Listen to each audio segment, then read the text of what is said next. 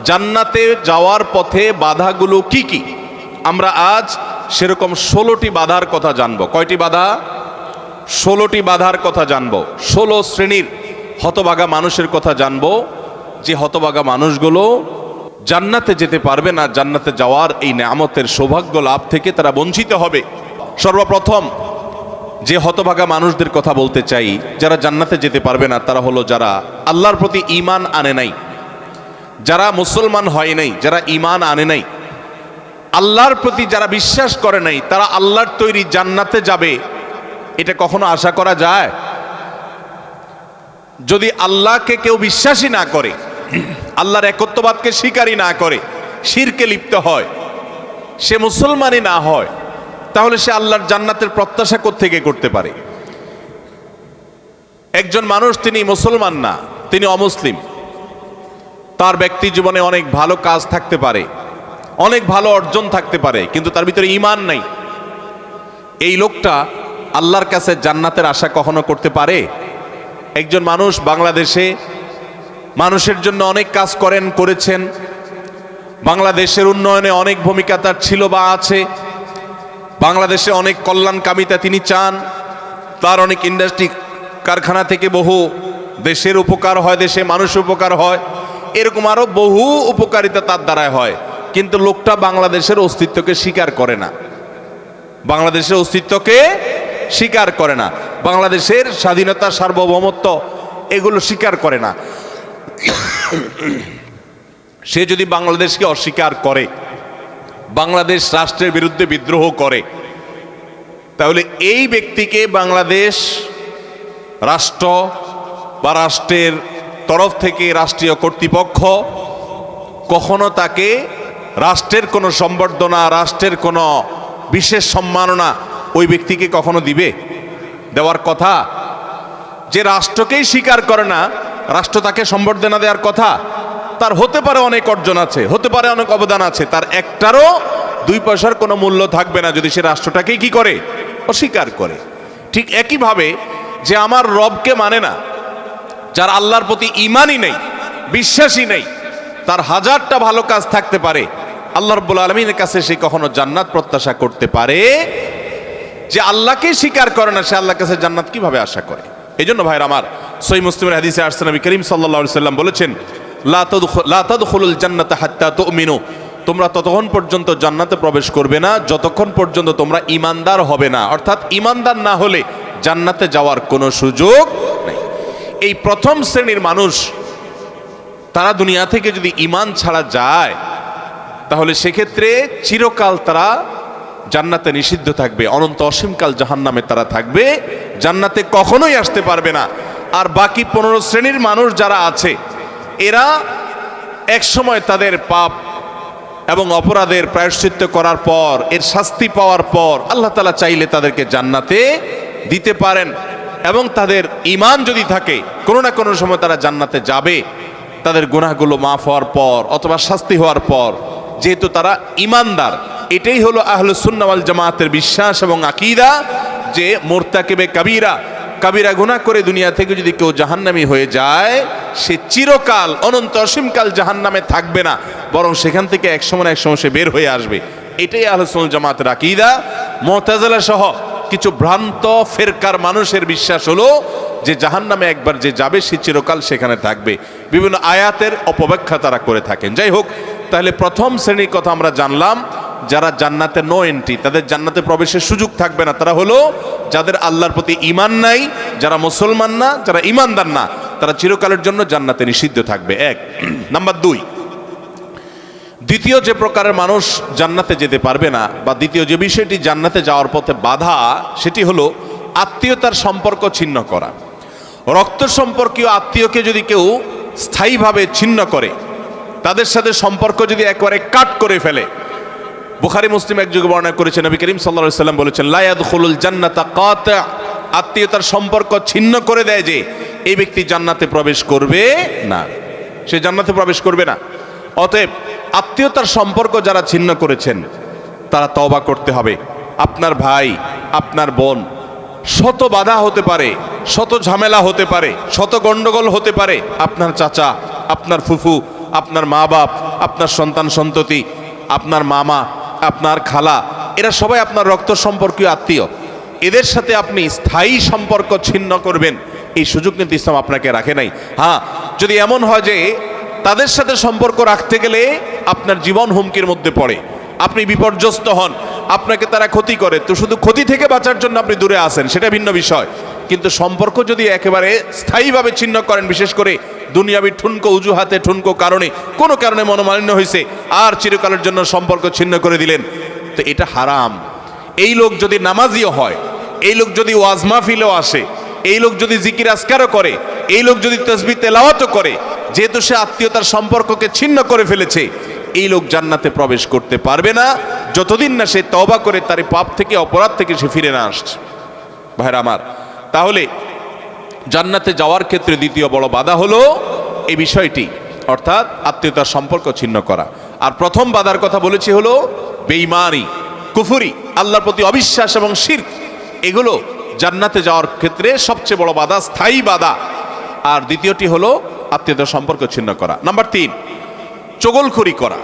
এই বদভ্যাস আমাদের সমাজে এখন প্রচুর পরিমাণে আছে। অনেক মানুষ আছে দেখবেন মুখে দাঁড়িয়ে আছে, মাথায় টুপিও আছে, হয়তো নামাজ কালামও পড়ে, কিন্তু চগলখড়ির বদ অভ্যাস আছে, এই চরিত্রটা আছে যে আমার কাছে এসে ওনার বদনামি করবে, ওনার কাছে গিয়ে আমার বদনামি করবে, আমার কাছে এসে আমাকে পামপট্টি দিবে, ওনার কাছে গিয়ে ওনারে পামপট্টি দিবে। এরকম লোক আছে না নাই? ঘরে ঘরে, আল্লাহ মাফ করুন, আমাদের অনেকের মধ্যে এই চরিত্রটা আছে না নাই?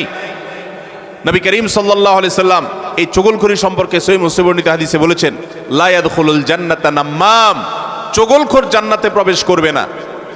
জান্নাতে প্রবেশের ক্ষেত্রে আরেকটি বড় বাধা, আরেকটি বড় দেয়াল, আরেকটি বড় প্রাচীর হলো এই চগলখড়ির চরিত্র।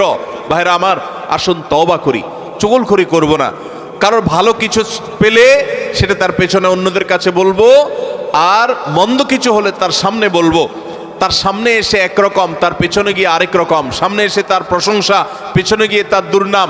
এই দুশ্চরিত্র অনেক অনেক নেকামলকারী মানুষ, নামাজ কালামওয়ালা মানুষ, জিকির আজকারওয়ালা মানুষ, অনেক ইসলামের কাজ করেওয়ালা মানুষ, দাওয়াতের কাজ করেওয়ালা মানুষ, তাদের মধ্যে এই বদভ্যাস, এই দুশ্চরিত্র, এই খারাপ জিনিস আছে। ভাইরা আমার, আমরা বেশিরভাগ মানুষ চুরি করি না, ডাকাতি করি না, মদ খাই না, মানুষ হত্যা করি না, জেনা করি না, খুন খারাপি করি না, ছিনতাই রাহাজানি করি না। বেশিরভাগ মানুষ এই মাহফিলে আমরা যারা আছি, আমার কথা যারা শুনছেন, বেশিরভাগ মানুষই এই মোটা মোটা বড় বড় অপরাধগুলো আমরা করি না। কিন্তু কিছু কিছু অপরাধ আছে যেগুলো আমরা যে করি, সেগুলো অপরাধ যে আমরা জানিও না, সে বিহিত নাই, সে চিন্তাও নাই, সে ভাবলেশও নাই, এবং সেগুলো যে গুনাহ, সে গুনাহগুলোকে গুনাহ মনে করছি না, শয়তান বুঝতেই দিচ্ছে না। তার মধ্যে একটা হলো এইটা, চগলখড়ি। ঘরে ঘরে, জনে জনে দেখবেন এই বদভ্যাস, যে সামনে একরকম, পিছনে আরেক রকম, নেফাকি এবং কপটতা আজ জনে জনে ভরে গেছে। আল্লাহ তাআলা আমাদের সবাইকে জান্নাতে যাওয়ার ক্ষেত্রে কত বড় বাধা, এই বাধাকে আল্লাহ তাআলা আমাদেরকে অতিক্রম করার তৌফিক দান করুন। এই বাধা অতিক্রম করার উপায় কি ভাই? উপায় হলো এখনই তওবা করবেন। আমি জীবনে কখনো কারোর সামনে গিয়ে একরকম আরেক রকম, এই মুনাফিকি আমি করব না, এই কপটতা আমি করব না, এই 2 নম্বরে আমি করব না, এই প্রতারণা আমি করব না। কোনো মানুষের সামনে গিয়ে ভালো সাজবো, পেছনে গিয়ে দুর্নাম করব না, আরেকজনের কাছে গিয়ে তার দুর্নাম করা, আর আবার তার কাছে গিয়ে আরেকজনের দুর্নাম করা, অর্থাৎ দুজনের মধ্যে লাগালাগি করে দেওয়ার জন্য যে ভূমিকা, সেই ভূমিকা অবতীর্ণ হওয়া, এই চগলখড়ি, এটা হলো জান্নাতে যাওয়ার ক্ষেত্রে তৃতীয় বড় বাধা। চগলখোর সে জান্নাতে নো এন্ট্রি থাকবে। আল্লাহ তাআলা আমাদের সবাইকে বদভ্যাস পরিত্যাগ করার তৌফিক দান করুন। নাম্বার 4, প্রতিবেশীকে যে কষ্ট দেয়, এই লোকও জান্নাতে যেতে পারবে না। জান্নাতে যাওয়ার ক্ষেত্রে বড় বাধা হলো এই বদভ্যাস এবং খারাপ জিনিস, এই অপরাধ, প্রতিবেশীকে কষ্ট দেওয়া। এটাকেও আমরা অনেকে গুনাহের কাজ মনে করি না। অনেক লোক আছে দেখবেন, গোটা দুনিয়ার সব মানুষের সাথে তার সম্পর্ক ভালো, কিন্তু নিজের প্রতিবেশীর সাথে সম্পর্কটা কি নাই? ভালো নাই। আছে না নাই? নিজের পাশের জমি, যে জমিদার, দেখা যায় আইলটা তার জমির দিকে ঠেলা হয়। আছে না নাই? তাহলে এটা প্রতিবেশী হক আদায় হলো না হক নষ্ট হলো? আরেকজনের সীমানার বরাবর গিয়ে এমন গাছ লাগাইলেন ইচ্ছাকৃতভাবে যাতে করে গাছের গোড়াটা আপনার এখানে থাকে আর গাছের ডালগুলা সব গিয়ে তার জমিতে পড়ে। আছে না নাই? অনেক ভালো ভালো মানুষ, অন্য দিক থেকে ভালো, এরকম অনেক মানুষ এই কাজ করি কি করি না আমরা? আমি নিজেই জানি যে আমার এই যে সীমানায় গাছগুলো লাগাচ্ছি, এই গাছগুলোর ছায়া পড়ে তার ফসল নষ্ট হবে, তার জায়গাতে ছায়া পড়ে থেকে অনেক ফসল হবে না, ক্ষতি হবে। তারপর আমি লাগাই, ক্ষতি করার জন্যই লাগাই যে গাছের গোড়াটা আমার থাকবে, আগাটা সব তার ঘাড়ের উপরে, তার জমির উপরে গিয়ে পড়বে, তার সীমানার উপরে গিয়ে পড়বে, ভোগ করব আমি। আছে না নাই ভাইরা আমার? হাঁস দিয়ে, মোরগ দিয়ে, সন্তান দিয়ে বিভিন্নভাবে প্রতিবেশীকে আমরা অনেকে কষ্ট দেই। নবী করিম সাল্লাল্লাহু আলাইহি ওয়াসাল্লাম সহিহ মুসলিম বর্ণিত হাদিসে বলেছেন, লা ইয়াদখুলুল জান্নাতা মান লা ইয়ামানু জারুহু বাওয়াইকাহু। যে ব্যক্তির প্রতিবেশী তার হাত, মুখ এগুলোর কষ্ট দ্বারা, তার ক্ষতি এবং অনিষ্ট থেকে যে ব্যক্তি নিরাপদে থাকে না, অর্থাৎ প্রতিবেশীকে যে শান্তিতে রাখে না, প্রতিবেশীকে বিভিন্নভাবে কষ্ট দেয়, এই ব্যক্তি জান্নাতে প্রবেশ করতে পারবে না। আপনারা অনেকে একটা হাদিস শুনেছেন, বিখ্যাত প্রসিদ্ধ একটা হাদিস। নবী করিম সাল্লাল্লাহু আলাইহি ওয়াসাল্লামের কাছে বলা হলো, হে আল্লাহর রাসূল, অমুক ব্যক্তি খুব নফল নামাজ রোজা করত, খুব দান সাদাকা করত এবং সব ভালো আমলগুলো করত, ফরজ তো করত, নফলও করত। ফরজ 5 ওয়াক্ত তো পড়তো, আবার নফল নামাজও পড়তো, ধরেন তাহাজ্জুদ, ইশরাক সব পড়তো, যাকাত তো দিত, আবার এমনিও দান করত। তার আমলের কোনো কমতি ছিল না। একটা দুর্বলতা ছিল যে প্রতিবেশীকে সে কষ্ট দিত, ঝগড়াঝাটি করত, তাদের হক নষ্ট করত। নবী করিম সাল্লাল্লাহু আলাইহি সাল্লাম বলেছেন, সে জাহান্নামী। তোমরা যার কথা বলেছো, আল্লাহ তাআলা ওহীর মাধ্যমে নবীকে জানিয়ে দিয়েছেন তার পরিণতি হলো জাহান্নাম। তার কোনো নামাজ, তার কোনো রোজা, তার কোনো ইবাদত, তার কোনো দান সাদাকা এগুলো তাকে রক্ষা করতে পারে না, সে জাহান্নামে যাবে, কারণ তার প্রতিবেশীকে সে কষ্ট দিয়েছে।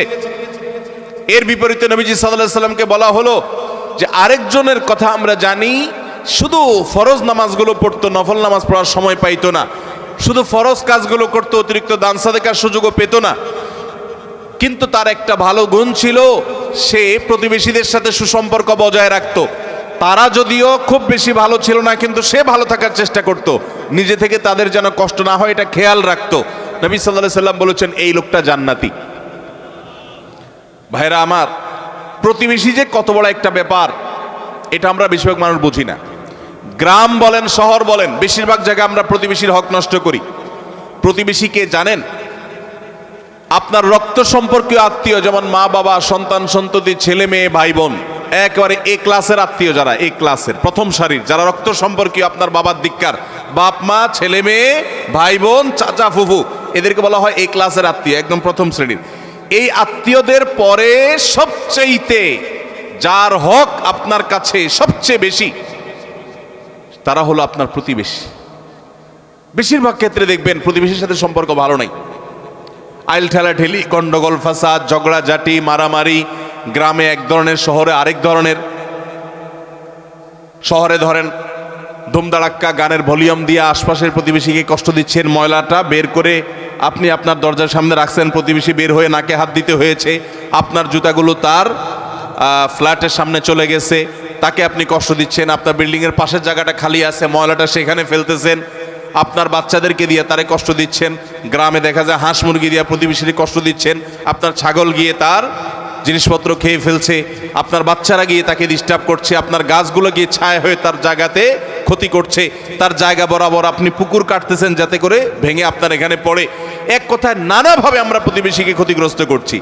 এমনকি অনেক মানুষ অন্য অনেক ক্ষেত্রে প্র্যাকটিসিং মুসলমান হওয়ার সত্ত্বেও এই কাজটা করছে। নবী সাল্লাল্লাহু আলাইহি সাল্লাম বলেছেন, খবরদার, যে ব্যক্তি প্রতিবেশীকে কষ্ট দেয়, প্রতিবেশী তার হাত মুখ দ্বারা কষ্ট পায়, এই লোক জান্নাতে যেতে পারবে না। তাহলে 4 নম্বর আমরা পেলাম, জান্নাতে যাওয়ার ক্ষেত্রে বাধা হলো প্রতিবেশীকে কষ্ট দেওয়া। আল্লাহ তাআলা এই বদঅভ্যাস এবং এই গুনাহ থেকে, অপরাধ থেকে আমাদেরকে বেরিয়ে আসার তৌফিক দান করুন। নবী করিম সাল্লাল্লাহু আলাইহি সাল্লাম বলেছেন, প্রতিবেশী সম্পর্কে জিবরিল আমাকে এত বেশি সাবধান করেছে যে আমার মনে হচ্ছিল জিবরিল না জানি এসে বলে, আপনার মৃত্যুর পর আপনার সম্পদে বাবা মা ছেলে মেয়ে যার যার সম্পদের ভাগ আছে, এর মধ্যে প্রতিবেশীর একটা ভাগ আছে, এইটা না জানি কখন বলে আমি সেই চিন্তা করছিলাম।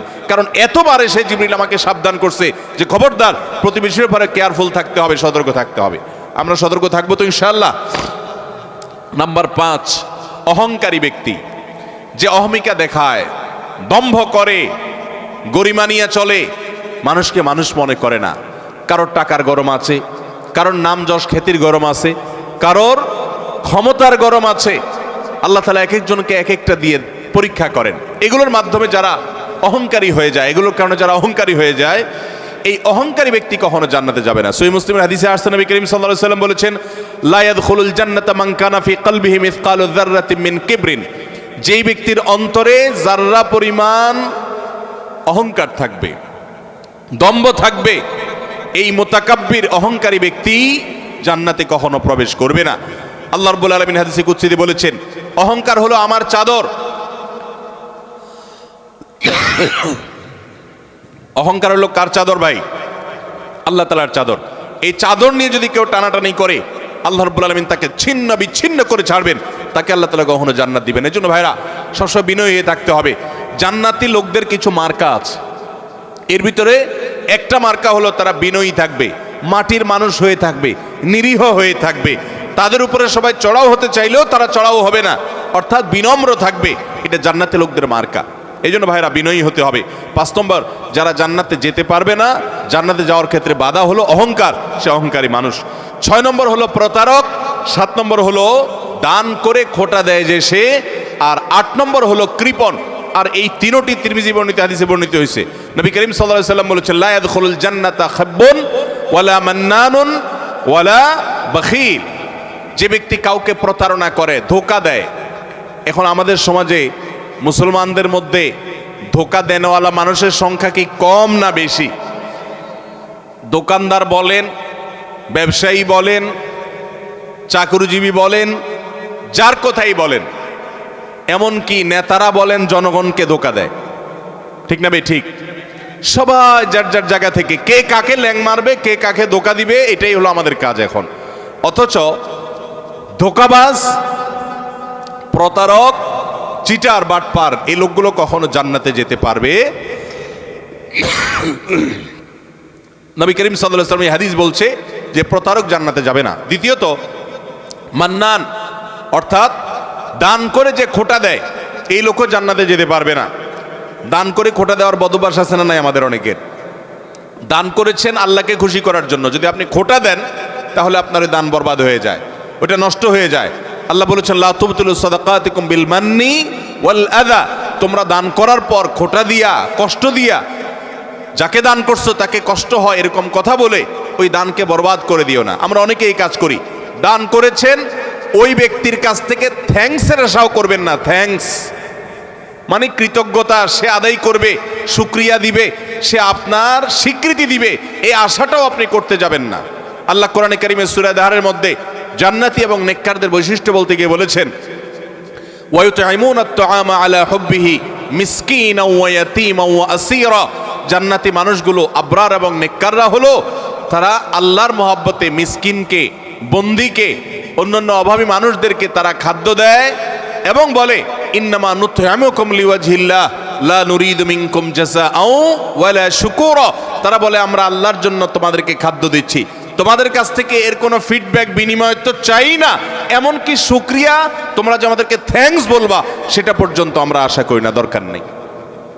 আল্লাহর কাছে এইভাবে সওয়াবের আশা করা, বান্দার কাছে খোটা না দেওয়া। 7 নম্বর। 8 নম্বর হলো কৃপণতা।